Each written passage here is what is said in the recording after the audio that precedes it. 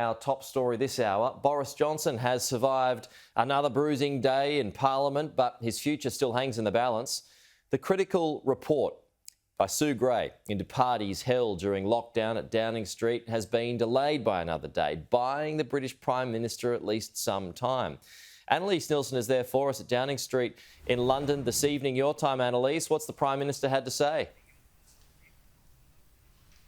Well, he's been defiant in relation to those calls for him to stand down, saying that he's not going anywhere and was attempting to divert attention right onto the Ukraine issue. But that doesn't mean that these crises aren't mounting up for his leadership. The Sue Gray report in particular is seen as being critical, not just because it's going to detail exactly who knew what and when, but it's also been really the line in the sand for so many Tories to say we're going to wait to see what comes out of this report before we decide whether we'll go ahead with a vote of no confidence. Still, we don't know by the process for a Conservative leader whether those critical 54 letters have been handed over. At this point, all we know is that it's less than that amount or it would have happened.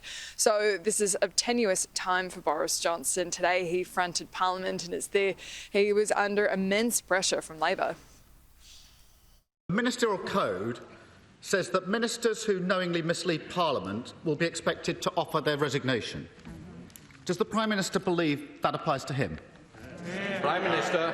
Mr. Speaker, of course, but let me tell the House that I think he's inviting a question about an investigation which, as you know, Mr. Speaker, I can't comment.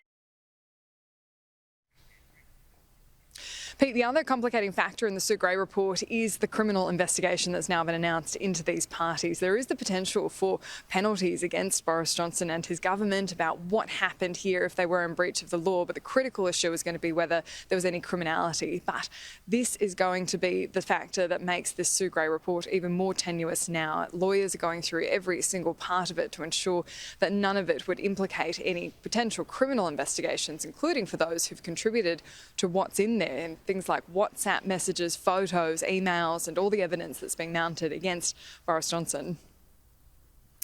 Meanwhile, it doesn't end there, Annalise. A ghost from the past, it would seem, has emerged because he's been accused of lying about evacuating animals from Afghanistan. Yeah, this was another revelation today that's put more pressure on to Boris Johnson. The allegation was that he intervened in the evacuation of animals from Afghanistan in this very popular charity run by a former British Marine. In that process, it's alleged that Boris Johnson intervened to try and get those animals evacuated. But the question is, was that ahead of humans wanting to be evacuated in that chaotic withdrawal? A letter released today during parliamentary question time has said in it the PM has authorised their staff and animals to be evacuated and hoping to be treated in the same capacity. That's quite counter to what he was saying to reporters even as recently as December.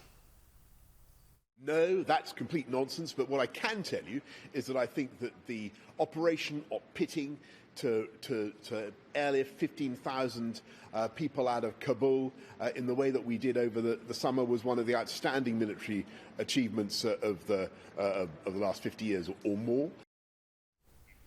It's not a scandal that would end a Prime Minister necessarily, but it's a part of this mounting criticism and quite effective campaign among the British populace that you can't trust what Boris Johnson's saying, that he's lied and he's had to correct the record so many times that you can't necessarily trust him mopping this up either. They've said that the public servants misunderstood his directions and he still maintains he never intervened.